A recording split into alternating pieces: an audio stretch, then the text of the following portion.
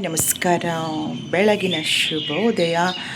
ಇದು ಭಾನುವಾರದ ನನ್ನ ಬೆಳಗಿನ ಬ್ಲಾಗ್ ವಿಡಿಯೋನ ಶುರು ಮಾಡ್ಕೊಂಡಿದ್ದೀನಿ. ಸಮಯ ಬಂದು 7 ಗಂಟೆ 11 ನಿಮಿಷ ಭಾನುವಾರ.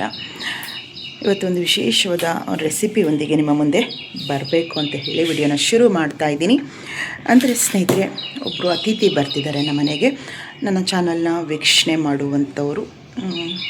ನಾನು ಒಂದು ಯೂಟ್ಯೂಬ್ ಒಂದು 6 ವರ್ಷದ ಒಡನಾಟದಲ್ಲಿ ನನಗೆ ಅವರೆಲ್ಲರೂ ಕೊಟ್ಟಿರುವಂಥ ಸ್ಥಾನ ಅಕ್ಕ ಅಂತ ಹೇಳ್ತಾರೆ, ಅಮ್ಮ ಅಂತಾರೆ, ಮತ್ತು ಎಷ್ಟೋ ಜನ ತಂಗಿಯಮ್ಮ ಅಂತ ಹೇಳಿ ಮಾತಾಡಿರೋರು ಕೂಡ ಇದ್ದಾರೆ. ಇವರು ಒಂಥರ ವಿಭಿನ್ನವಾಗಿ ನಮ್ಮ ಸಂಬಂಧನ ಹೇಳ್ತಾ ಇದ್ದಾರೆ. ಮಹೇಶ್ ಸರ್ ಮತ್ತು ನೀವು ಚಿಕ್ಕಮ್ಮ ಚಿಕ್ಕಪ್ಪ ಇದ್ದಂಗೆ ನನಗೆ ಅಂತ ಹೇಳ್ತಿದ್ದಾರೆ. ಅದು ತುಂಬ ಸಂತೋಷ ಆಯಿತು ಸಹ ನನಗೆ. ಅವರವರ ಪ್ರೀತಿ ಬಾಂಧವ್ಯಕ್ಕೆ ಬೆಲೆ ನಾವು ಖಂಡಿತ ಕೊಡಬೇಕು ಅನ್ನೋದು ನನ್ನ ಉದ್ದೇಶ. ನೀವೇನು ಹೇಳ್ತೀರಾ ಹೇಳಿ. ಪಾಪ ಅವರು ಬೆಂಗಳೂರಿಂದ ಬರ್ತಿದ್ದಾರೆ. ಭೇಟಿ ಮಾಡಬೇಕು, ಒಂದು ಸಲ ಬರಬೇಕು. ನಮ್ಮ ಮನೆಯವ್ರು ಹೋದಾಗ ತುಂಬ ನೊಂದ್ಕೊಂಡಂತಹ ಅವರು ಹೇಳಬೇಕು ಅಂತಂದರೆ, ಸ್ವಂತ ನಮ್ಮ ಚಿಕ್ಕಪ್ಪ ಚಿಕ್ಕಮ್ಮನ ಸ್ಥಾನದಲ್ಲಿ ನಿಮ್ಮನ್ನು ನೋಡ್ತೀನಿ ಅಂತ ಹೇಳ್ತಾರೆ. ಅವ್ರಿಗೆ ತುಂಬ ಗೌರವ ಕೂಡ ನಾನು, ಏಕೆಂದರೆ ಆ ಪ್ರೀತಿಗೆ ಗೌರವ ನಾನು ಕೊಡಲೇಬೇಕು. ಬರ್ತಿದ್ದಾರೆ. ಗುರುವಾರನೇ ಬರಬೇಕಿತ್ತವರು, ಸ್ವಲ್ಪ ಕಾರಣಾಂತರದಿಂದ ನಾನು ಬ್ಯುಸಿ ಇದ್ದಿದ್ದರಿಂದ ಆಗಲಿಲ್ಲ. ಇವಾಗ ಬರ್ತಿದ್ದಾರೆ.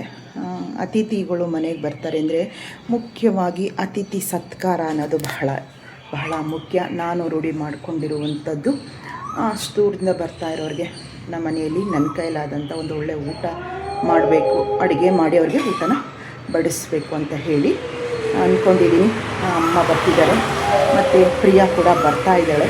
ಇಬ್ಬರು ಸಹ ಬರ್ತಿದ್ದಾರೆ ಹೆಲ್ಪ್ ಮಾಡೋದಕ್ಕೆ.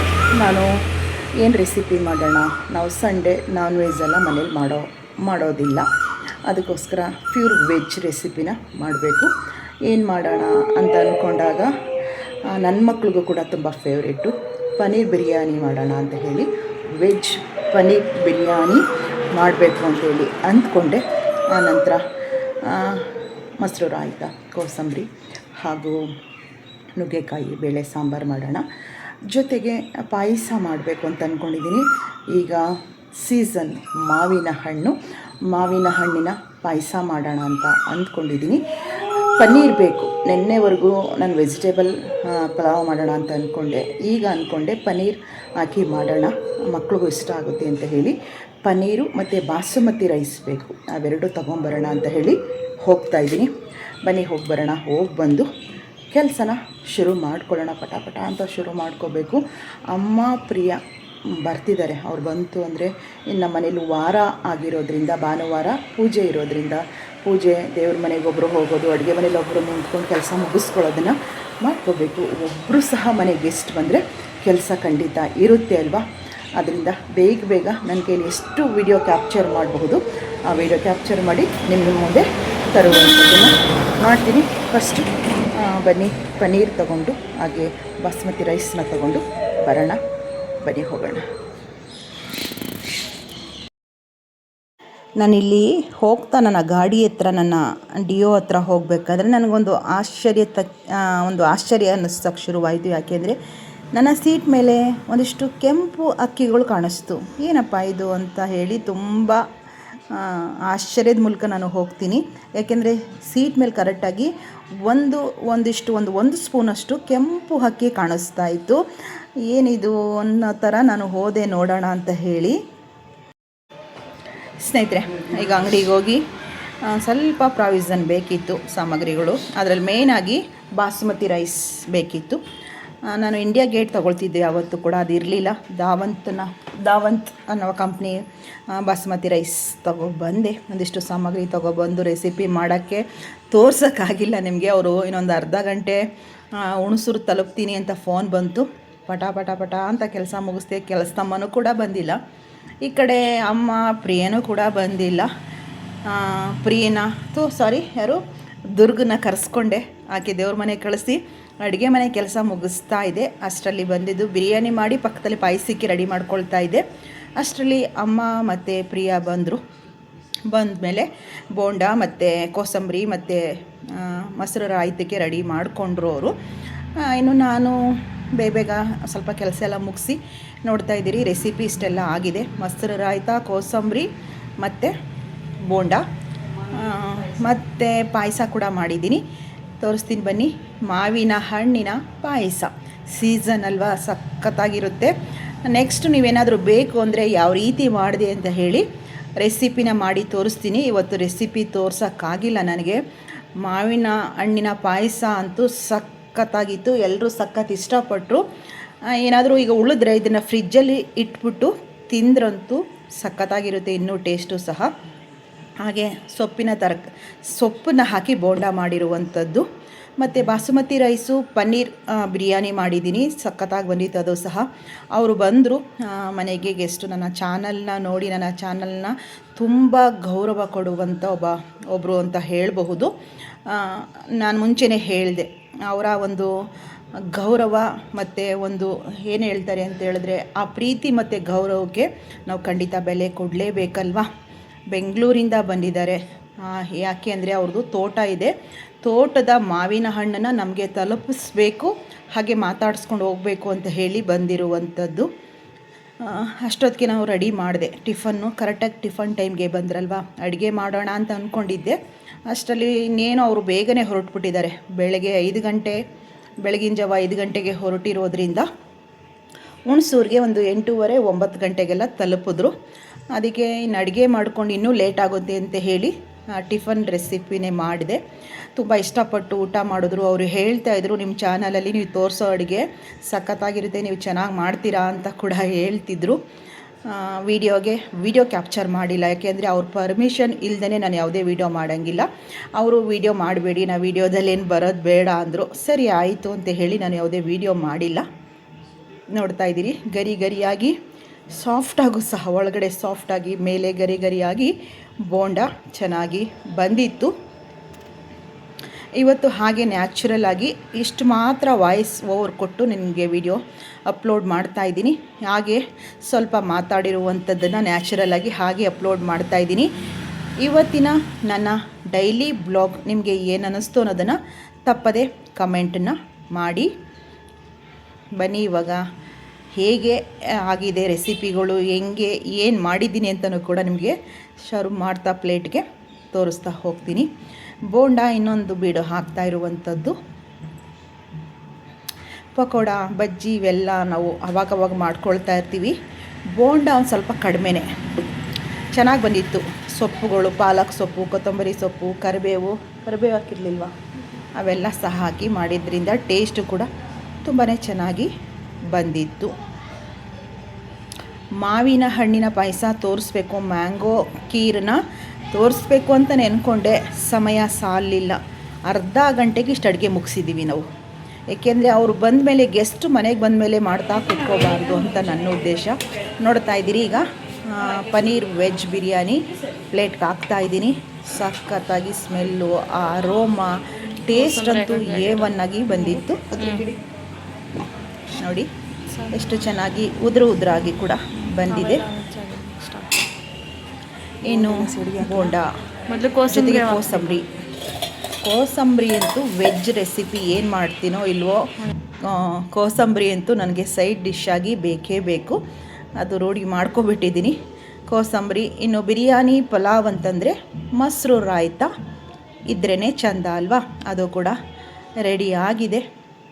ಅವ್ರು ಆಲ್ರೆಡಿ ಬಂದು ಮಾತಾಡ್ತಾ ಇದ್ದಾರೆ. ಅಮ್ಮ ಇದ್ದಾರೆ, ದುರ್ಗಾಶ್ರೀನೂ ಕೂಡ ಚಾನಲ್ ಮೂಲಕ ನೋಡಿ ಅವಳು ಕೂಡ ಫ್ರೆಂಡ್ಲಿ ಆಗಿ ಅವರು ಮಾತಾಡ್ಸಿದ್ರು. ಪ್ರೀನ್ ಅಂತೂ ತುಂಬ ವಿಡಿಯೋ ಫಾಲೋ ಮಾಡಿರೋದ್ರಿಂದ ತುಂಬ ಅವರು ಕಮೆಂಟಲ್ಲೂ ಕೂಡ ಹೇಳಿದ್ದಾರೆ, ತುಂಬ ಸಪೋರ್ಟಿವ್ ಆಗಿ ನಿಮ್ಮ ಜೊತೆ ನಿಲ್ತಾರೆ ಅಂತ ಹೇಳಿ. ನಾನು ಯಾವಾಗಲೂ ಕೂಡ ಒಂದು ಕೃತಜ್ಞತೆ ಮನೋಭಾವ ಅಂತ ಹೇಳಿದ್ರೆ, ನಾವು ಏನು ಮಾಡ್ತೀವೋ ಅದು ಭಗವಂತ ನೋಡ್ತಾರೆ. ನಮ್ಗೆ ಯಾರು ಕಷ್ಟದ ಸಮಯದಲ್ಲಿ ನಮ್ಮ ಜೊತೆ ನಿಲ್ತಾರೋ ಅವ್ರನ್ನ ಯಾವತ್ತೂ ಮರಿಬಾರ್ದು ಅನ್ನೋದು ನನ್ನ ಒಂದು ಉದ್ದೇಶ ಆಗಿದೆ. ನೋಡ್ತಾ ಇದ್ದೀರಾ, ಅವ್ರಿಗೆ ತಿಂಡಿ ಕೊಟ್ಟು ಬಂದೆ. ವಿಡಿಯೋ ಬೇಡ ಅಂದರು, ಅದಕ್ಕೋಸ್ಕರ ವಿಡಿಯೋ ಕ್ಯಾಪ್ಚರ್ ಮಾಡಲಿಲ್ಲ. ನೋಡಿ ಇದು ಪಾಯಸ ಅಂತೂ ನೀವೊಂದು ಸಲ ಟ್ರೈ ಮಾಡಲೇಬೇಕು. ಏಕೆಂದರೆ ಸೀಸನ್ ಇದೆ ಇವಾಗ, ಮಾವಿನ ಹಣ್ಣಿನ ಸೀಸನ್. ಮಾಡ್ಕೊಂಡು ತಿನ್ನಿ, ಸಖತ್ತಾಗಿ ಬರುತ್ತೆ. ನೋಡಿ ಅವರು ಮಾವಿನ ಹಣ್ಣು ತಂದಿರುವಂಥದ್ದು. ಅವರು ಚೀಲದಲ್ಲಿ ತೊಗೊಬಂದ್ಬಿಟ್ಟಿದ್ರು. ಸ್ವಲ್ಪ ಹಣ್ಣಾಗಿರೋವೆಲ್ಲ ಸ್ವಲ್ಪ ಮೆತ್ತೆ ಆಗಿಬಿಟ್ಟಿತ್ತು. ಅದನ್ನೆಲ್ಲ ಆರಿಸಿ ಒಂದು ದೊಡ್ಡ ಪ್ಲೇಟ್ಗೆ ಹಾಕಿದ್ದಾರೆ. ಸಖತ್ತು ಸಿಹಿ ಇತ್ತು. ಒಂದು ಹಣ್ಣನ್ನು ಕಟ್ ಮಾಡಿ ತಿಂದ್ವಿ. ಯಾವುದೇ ಪೌಡ್ರ್ ಹಣ್ಣಾಗೋದಕ್ಕೆ ಪೌಡ್ರನ್ನ ಯೂಸ್ ಮಾಡಿಲ್ಲ. ಮರದಲ್ಲೇ ಹಣ್ಣಾಗಿರುವಂತಹ ಮಾವಿನ ಹಣ್ಣುಗಳಿವು. ತುಂಬ ಟೇಸ್ಟಿ, ತುಂಬ ರುಚಿ ಕೂಡ ಬಂತು. ಈ ಮಾವಿನ ಹಣ್ಣು ನಮ್ಗೆ ತಲುಪಿಸ್ಬೇಕು ಅಂತಲೇ ಹೇಳಿ ಅವರು ಅಲ್ಲಿಂದ ಬಂದರು.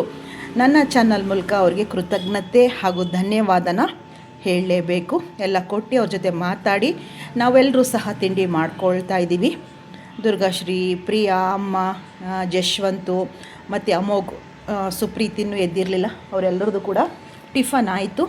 ನಾನು ಕೂಡ ಈಗ ಟಿಫನ್ ಮಾಡ್ಕೊಳ್ತಾ ಇದ್ದೀನಿ.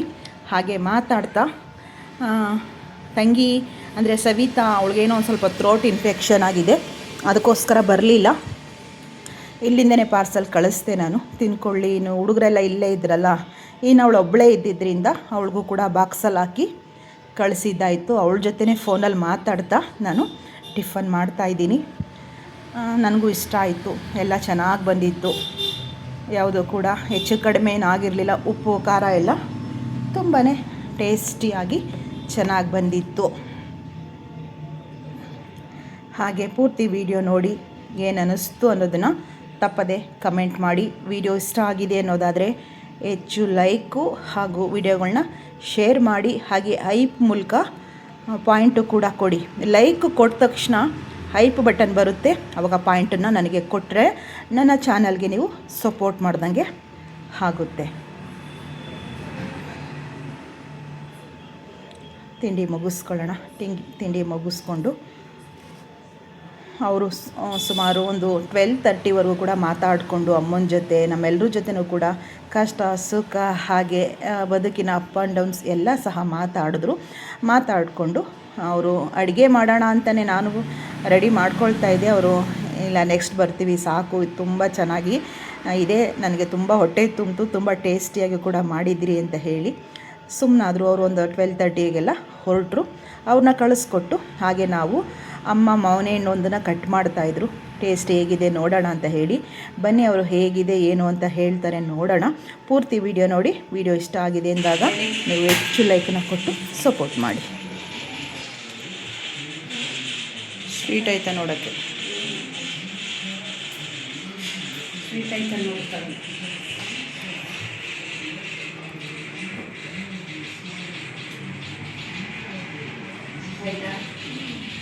ಸಿಹಿ ಆಯಿತಾ?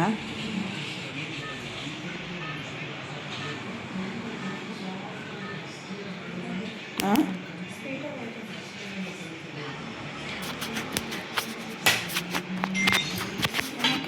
ಬೂದು ಕಾಣಿಸ್ತಾ ಐತೆ.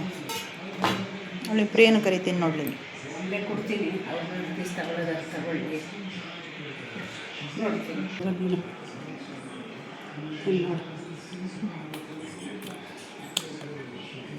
ಸ್ವೀಟ್ ಆಯ್ತಾ? ಸ್ವೀಟ್ ಆಯ್ತು. ಈ ಕಡೆ ಕೊಡು.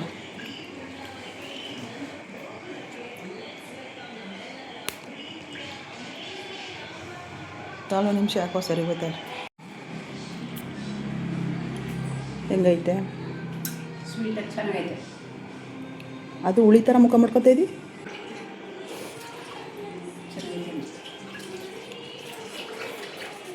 ತಿಂತಾ ಇರಲಿಲ್ಲ. ತಿಂತೀನಿ, ನೀನು ತಂದಿದ್ದಳು ನೆನೆ ಕೊಟ್ಟಿದ್ದಳು, ನಾನು ತಿನ್ನಿಸ್ಬಿಟ್ಟು ಗೊತ್ತಿದ್ದೆ ಅಷ್ಟೇ. ತಗೋದ್ರೇನಂದು ತಾಳೆ ಐತಲ್ಲಿ ಹೊಟ್ಟೆ ತಿನ್ಕೊಳ್ಳಿ.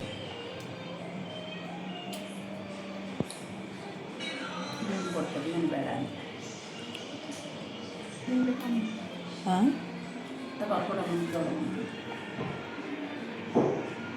ಶುಗರ್ ಜಾಸ್ತಿ ಐತೆ.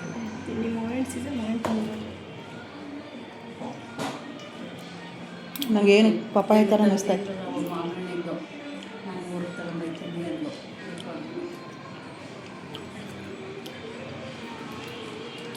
ಅವನೇ ಹುಡುಕ್ತಾನಪ್ಪ ಅರ್ಜು.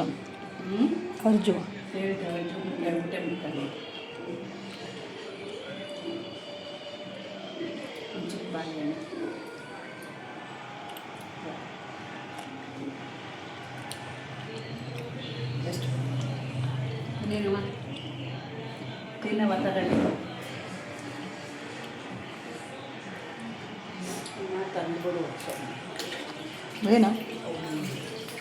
ನಾನು ಹೋಯ್ತಾರಕೊಂಬಿಡು.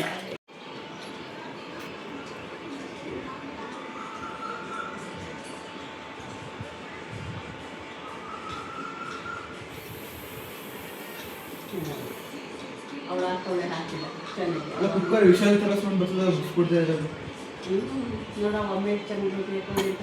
ಕುಕ್ಕರಲ್ಲಿ ಕುಕ್ಕರ್ ವಿಚಾರ ಸೌಂಡ್ ಬರ್ತದೆ, ಆ ಥರ ಸೌಂಡ್ ಬರ್ತದೆ, ಬುಸ್ ಬುಸ್ ಅಂತ ಬರ್ತೈತೆ.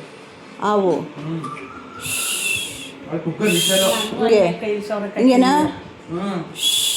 ಕುಕ್ಕರ್ ಇದ್ರೆ ಡಬಲ್ 4-5 ಕುಕ್ಕರ್ ಕೂಗ್ತಾರೆ ಜೊತೆಲಿ ಹಂಗೆ ಅಷ್ಟು ಸೌಂಡ್. ಆ ಸೌಳೆಲ್ಲ ಒಳಗಡೆ ಕಟ್ಟಾಕ್ಬಿಟ್ರಂತೆ ನೋಡ್ಬಿಟ್ಟು ತಕ್ಷಣ ಅವನ ಈ ಬೀದಿಲಿ ಕಟ್ಟಿರೋರು ಎಲ್ಲ ಹಸುಗಳನ್ನ ಬಂದು ಕಚ್ಚಿಬಿಟ್ರೆ ಅಂತ. ಈ ಹಾವು ಸಿಕ್ತು, ಈ ಹಾವು ಒಂಟೆ ಹೋಯ್ತದ. ನಾಗರಾವ್ ಒಂಟೆ ಹೋಯ್ತದ, ಇದು ಒಂಟೆ ಹೋಯ್ತದ. ಟ್ಯಾಕ್ಟರ್ ಏನೋ ಇದು ಕಾಳಿನ ಸ್ವಲ್ಪ ಇದು ಕಟ್ಟಲ್ಲ ಬಿಸಿಲಿಗೆ ನೆರಳು ಬಿದ್ದಿರೋದು ಗರಿದು ನೋಡು. ಹಾವು ಇಲ್ಲಿ ತಲೆ ಮೇಲೆ ನೋಡೋದು ಅಲ್ಲ, ಅಲ್ಲಿ ಇರಲಿ ತಲೆ ಮೇಲೆ. ಇಲ್ಲಿ ನೋಡು ಹೆಂಗೈತೆ, ತೋರಿಸಿ ಕಡೆ ನೋಡು. ಹಿಂಗಿಡಿ ಹಿಂಗೆ ಈ ಥರ ಝೂಮ್ ಮಾಡ್ಬಿಡಿ. ನಾಗರಾವೇ ಅದು, ನಾಗರಾವು. ಅವ್ರ ಮನೆ ಮುಂದೆನೇ ಇದು. ಅವ್ರ ಅಜ್ಜಿ, ನಿಮ್ಮ ಅಜ್ಜಿ ಮನೆ ಮುಂದೆನೋ ಅದು? ಮುಂದೇನೋ ಇದು ಪಕ್ಕದಲ್ಲಿ ಮಿಲ್ಲೆಲ್ಲ ಐತಲ್ಲ, ಹಸು ಕಟ್ಟಾಕಿದ್ದ ಅಲ್ಲಿ. ಹಿಂದೇನೋ ಇದು ಮನೆ ಪಕ್ಕ ಮಿಲ್ಗಳೆಲ್ಲ ಐತಲ್ಲ, ಶೀಟ್ ಐತಲ್ಲ, ನೋಡಪ್ಪ ಚಿಕನ್ ಅಂಗಡಿ ಐತಲ್ಲ ಅಲ್ಲಿ. ಅದ್ರ ಮುಂದೆ ಟ್ಯಾಕ್ಟರ್ ನಿಲ್ಸಿದ್ರು, ಟ್ಯಾಕ್ಟರ್ ಮೇಲೆ ಕೂತಿದೆ, ಅದು ಕೆಳಗಡೆ ಹೊಂಟೋಗ್ಬಿಡ್ತು. ಒಂಥರ ಇದು ಕಿಂಗ್ ಕೋಬ್ರಾ ಥರ ಆಯ್ತಲ್ವಾ? ಯಪ್ಪ ಇರು ಮೈ ಜುಮ್ ಅನ್ನುತ್ತೆ ನಂಗೆ. ನೋಡಿದ್ರೆ ಭಯ, ಅವು ನೋಡಿದ್ರೆ ಭಯ. ನೋಡು ಅದು ನನಗೆ ತೋರಿಸಿ ಬೇಕಾರೆ ಹಿಡ್ಕೊ ತಿನ್ಬೇಕಾರೆ. ಓಹೋ ಅವನು ಇಟ್ಕೋತೀಯಾ? ಹಿಡ್ಕೊಳ್ಳೋದಲ್ಲ ಮತ್ತೆ ಅದು ಒಂದು ಹಾವು ಉದ್ದಕ್ಕೆ ಐತೆ. ಮನೆ ಅದೇ ಮಿಷಿನ್ ಇತ್ತಲ್ಲ, ನೀವು ಇದ್ರಲ್ಲ ಆ ಮನೆ ಪಕ್ಕ, ಆ ಮನೆ ಅದೇ ಜಗ್ಲಿ ಇದು. ಜಗ್ಲಿ ಕೂತ್ಕೋತೀವಲ್ಲ ಅಲ್ಲಿ. ಟ್ಯಾಕ್ಟರ್ ಮೇಲೆ ಕೂತಿದ್ದೆ ನಾನು. ಫಸ್ಟ್ ಬಾಲ ನೋಡಿದೆ, ಅಷ್ಟೊಂದು ಅಬ್ಸರ್ವ್ ಮಾಡ್ಲಿಲ್ಲ, ಫೋನ್ ನೋಡ್ತಿದ್ದೆ. ಅದಾದ್ಮೇಲೆ ಕೆಳಗಡೆ ತಲೆ ನೋಡಿದೆ ಅದ್ರದ್ದು. ಗಾಬರಿ ಏನು ಮಾತಾಡ್ಲಿಲ್ಲ, ಫೋನ್ ಹಂಗೆ ಆಫ್ ಮಾಡ್ಬಿಟ್ಟೆ. ಆಮೇಲೆ ಒಂಚೂರ ಟ್ಯಾಕ್ಟರ್ ಆ ಕಡೆ ಹೋಯ್ತು, ಎಗ್ರು ತಗಡೆ ಸೌಂಡ್ ಬಂತು, ಅವಾಗ ಸಡೆ ಎತ್ಬಿಡ್ತದು. ಜೂಮ್ ಮಾಡೋದು, ಜೂಮ್ ಮಾಡು. ನಿಜ ನಾವೇನಾದ್ರು ನಿಜ ನೋಡ್ಬಿಟ್ರೆ ಬಿದ್ದೆ ಹೋಗ್ಬಿಡ್ತೀನಿ ಗ್ಯಾರಂಟಿ. ಅಷ್ಟೇ ಭಯ ನನಗೆ. ಜೀವ ಬಾಯಿ ಬಂದ್ಬಿಡಿತು, ಕೈಯೆಲ್ಲ ರಕ್ತ ಇತ್ತು. ನೋಡಿಲಿ ಎಷ್ಟು ದೊಡ್ಡವಲ್ವಾ, ಬುಸ್ ಬುಸ್ ಅಂತಿತ್ತ. ನೋಡ ಕುಕ್ಕರ್ ವಿಷಲ್ ಸೌಂಡ್ 4-5 ಜೊತೆ ಕೂಗ್ತಾರಂಗೆ. ಕುಕ್ಕರ್ ವಿಶಿಲ್ ಥರ. ಹಿಡ್ಸಾಕ್ಬಿಟ್ರೆ ಹೊಂಟೋಯ್ತಾ? ಹೊಂಟೋಯ್ತದು. ಅಯ್ಯಪ್ಪ, ಇನ್ನು ರೂಢಿ ಆಗಿದ್ರೆ ಮನೆಗಿನೇ ಬಂದು ಸೇರ್ಕೊಬಿಟ್ರೆ ಅಷ್ಟೇ. ಆಮೇಲೆ ಜಾಕಿ ಮಂಚದ ಕೆಳಗಡೆನೋ ಆಮೇಲೆ ಚೂರು ಸೌಂಡ್ ಕಮ್ಮಿ ಮಾಡ್ತೀವಿ. ನಮ್ಮ ಬಾಗ್ಲಲ್ಲಿ ಐತೆ. ಅವೇಗ ಯಾರೋ ಲಿಂಗಾಯ್ತಿರೋದು, ಅದೇ ಫೋನ್ ಹುಡುಗ ಬಂದೈತೆ ಹಿಡಿಯೋಕ್ಕೆ. ಏನು ಮಾಡಿದ್ರು ಹಿಡ್ಕೊಳಕ್ಕೆ ಅದು ಚೀಲವ ಅಜ್ಜು ಚೀಲ ಹಿಂಗೆ ಬಾಯ ಹಿಂಗೆ ಹಿಡ್ಕೊ ಹೋಯ್ತದ ಅದ್ರೊಳಗೆ ಅಂದರೆ, ಅಯ್ಯೋ ಅಪ್ಪ ನಾನು ಹಿಡಿಯೋಕ್ಕಿಲ್ಲ ಕಡಪ ಚೀಲವ ಅಂದ್ಕೊಂಡು ನಾನು ಹೋಗಿ ಆ ಚೀಲ ತೆಗ್ದು ಹಿಂಗೆ ಹಿಡ್ಕೊಂಡು ಆ ಬಾಯ ಅಗ್ಲ ಮಾಡಿಬಿಟ್ಟು ಕೈ ಮೇಲೆ ನೋಡ್ಬೇಕಿತ್ತು ಒಂದ್ಸಲ ಹಿಂಗೆ ಹಿಡ್ಕೊಂಡೆ. ಆಗ ಅದ್ರೊಳಗೆ ಹೋಯ್ತು. ಆಗ ಓಡ್ ಬಂದ ಹುಡುಗ ಬಾಯ್ ಅವನೆಂತ ನೋಡೋಣ. ಅದು ಕಿಂಗ್ ಕೋಬ್ರಾ ಥರ ಅದು. ಅದು ಅದು ಬುಷ್ ಅಂತಿದ್ರೆ ಹೆಂಗೆ ವಿಶಿಲ್ ಥರನೇ ಸೌಂಡ್ ಕೇಳಿಸ್ತಿತ್ತು ಅಂತ ನೋಡಿ. ಹಿಂಗೆ ಕಚ್ಚಿಬಿಟ್ರೆ ಏನಾರು ಅದು ಹಸಾಗಿ ಕಚ್ಚಿಬಿಟ್ರೆ ಸತ್ತೋಗ್ಬಿಡ್ತದೆ ಒಂದು ನಿಮಿಷಕ್ಕೆ ಹೇಳ್ಬೇಕು ಅಂದ್ರೆ. ಮತ್ತೆ ಅದು ಇಡ್ಸಾಕ್ಬೇಕಿತ್ತಲ್ಲ ಜಾಕಿ ಅವರು ಕಚ್ಚಕ್ಕಿಲ್ಲ. ಅವೆಲ್ಲ ಎಷ್ಟು ಸತ್ತೋಗೋ ಗೊತ್ತಾ ಹಸುಗಳು. ಆ ಕಾಲಲ್ಲ ಇದು.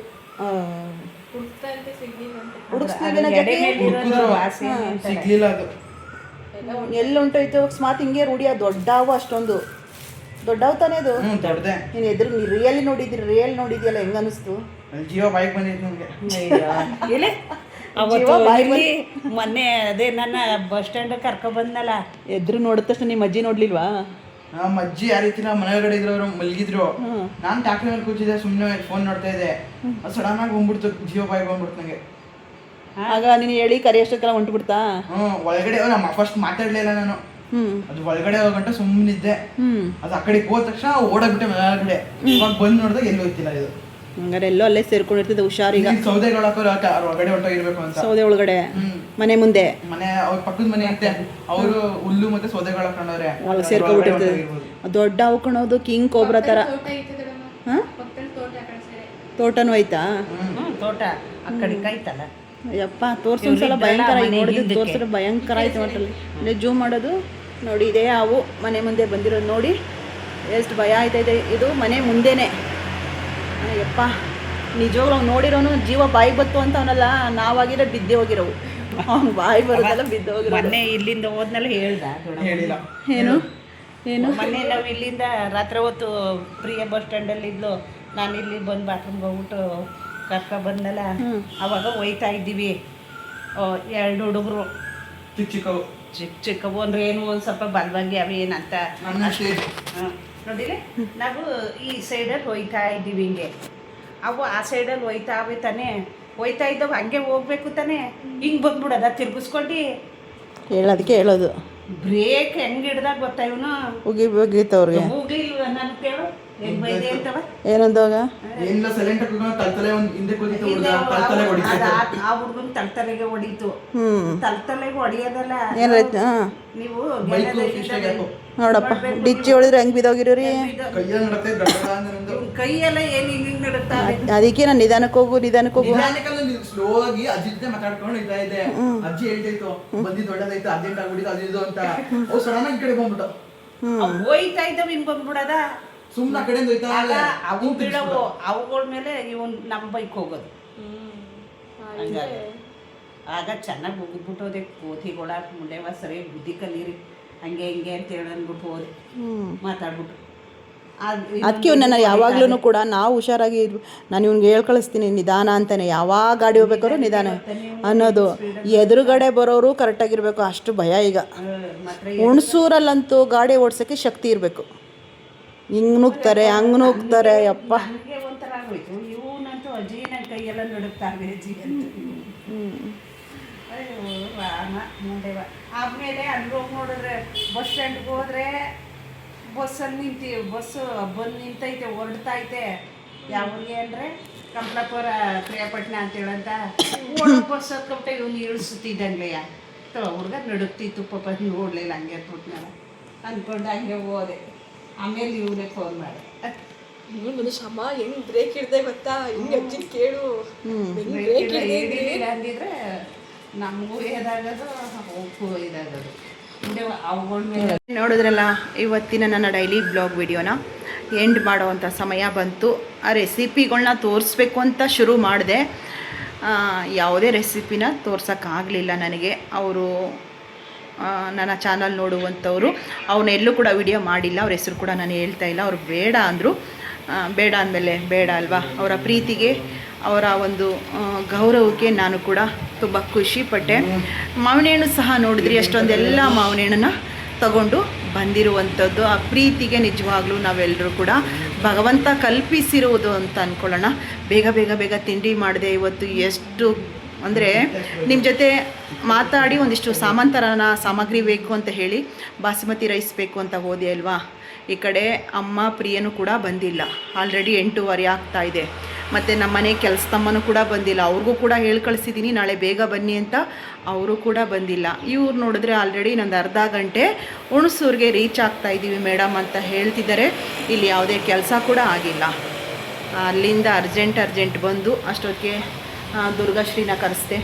ದೇವ್ರ ಮನೆ ಕಳಿಸ್ಕೊಟ್ಬಿಡೋಣ, ದೇವ್ರ ಮನೆ ಬೇಗ ಬೇಗ ಪೂಜೆ ಆದರೆ ಮಿಕ್ಕಿದ ಕೆಲಸ ನಾನು ಮಾಡ್ಕೋಬಹುದು ಅಂತ ಹೇಳಿ ನಾನು ಫೋನ್ ಮಾಡಿದಾಗ ಇವಳದು ಇನ್ನೂ ಕೂಡ ಸ್ನಾನ ಆಗಿರಲಿಲ್ಲ. ಅವಾಗಿದ್ದಿದ್ದ ಇಲ್ಲ ಮಲ್ಗಿತ್ತೋಲೆ ಮಾತಾಡ್ದ. ಹಾಸಿಗೆ ಮೇಲೆ ಇದ್ದೇನು. ಆಗ ಕರೆದು ಸ್ನಾನ ಮುಗಿಸ್ಕೊಂಡು ಇವಳು ಬಂದು ದೇವ್ರ ಮನೆಗೆ ಕಳಿಸ್ದೆ. ನಾನು ಶಾಪಿಂದ ಬಂದು ಸ್ನಾನ ಮಾಡ್ಕೊಬಂದು ಅಡುಗೆ ಮನೆಗೆ ಹೋಗಿ ಬೇಗ ಮಶ್ರೂಮ್ ಅಲ್ಲ ಪನ್ನೀರ್ ಬಿರಿಯಾನಿ ಮಾಡಿದೆ. ಒಂದು ಕಡೆ ಪಾಯಸಕ್ಕೆ ಇಟ್ಕೊಂಡಿದ್ದೆ, ಸೌಗೆ ಎಲ್ಲ ಫ್ರೈ ಮಾಡ್ಕೊಳ್ತಾ ಇದ್ದೆ. ಅಷ್ಟರಲ್ಲಿ ಅಮ್ಮ ಮತ್ತು ಪ್ರಿಯಾ ಇಬ್ಬರು ಬಂದರು.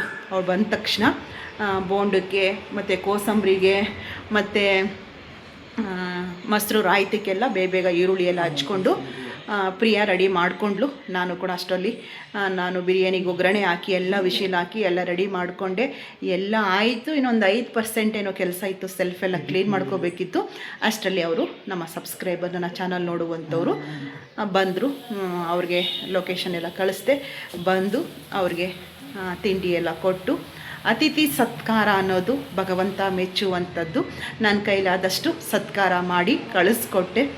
ಇವಾಗ ವಿಡಿಯೋ ಎಂಡ್ ಮಾಡುವಂಥ ಸಮಯ ಬಂತು. ಇವತ್ತಿನ ನನ್ನ ಡೈಲಿ ಬ್ಲಾಗ್ ನಿಮಗೆ ಏನು ಅನ್ನಿಸ್ತು ಅನ್ನೋದನ್ನು ತಪ್ಪದೆ ಕಮೆಂಟ್ ಮಾಡಿ. ವಿಡಿಯೋ ಇಷ್ಟ ಆಗ್ತಾ ಇದೆ ಅನ್ನೋದಾದರೆ ಹೆಚ್ಚು ಲೈಕ್ ಮಾಡಿ, ಶೇರ್ ಮಾಡಿ. ಹೈಪ್ ನೀವು ಲೈಕ್ ಮಾಡಿದ ತಕ್ಷಣ ಹೈಪ್ ಅನ್ನುವಂಥದ್ದು ಒಂದು ಬಟನ್ ಬರುತ್ತೆ. ಪಾಯಿಂಟನ್ನು ಕೊಟ್ಟು ಸಪೋರ್ಟು ನೀವು ಕೂಡ ನನ್ನ ಚಾನಲ್ಗೆ ಮಾಡಬಹುದು. ಆಯಿತಾ?